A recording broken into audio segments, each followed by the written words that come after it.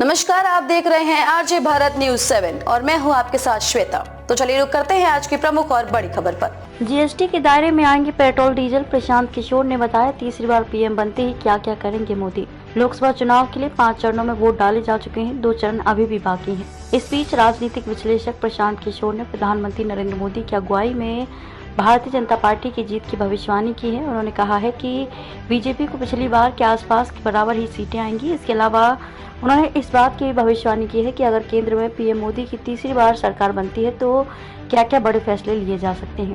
पीके के नाम से मशहूर प्रशांत किशोर ने कहा कि प्रधानमंत्री नरेंद्र मोदी के तीसरे कार्यकाल में पेट्रोलियम को वस्तु एवं सेवा कर जीएसटी के तहत लगाया जा सकता है और राज्यों की वित्तीय स्वायत्तता पर महत्वपूर्ण अंकुश लग सकता है। वहीं एक चैनल को दिए इंटरव्यू में पीके ने मोदी सरकार की भ्रष्टाचार के खिलाफ लड़ाई में आने वाले बदलावों की भी भविष्यवाणी की है। पीएम ने कहा कि मुझे लगता है कि मोदी 3.0 सरकार धमाकेदार शुरुआत करेगी।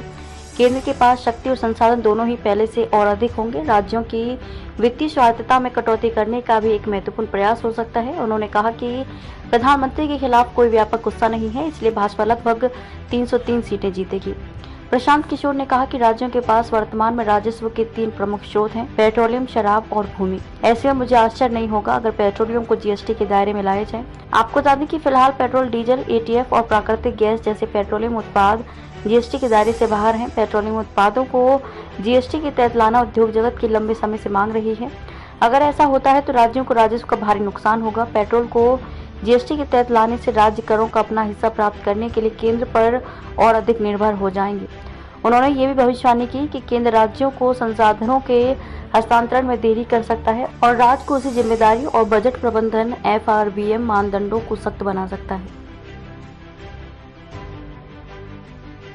खबरों में अब तक के लिए बस इतना ही।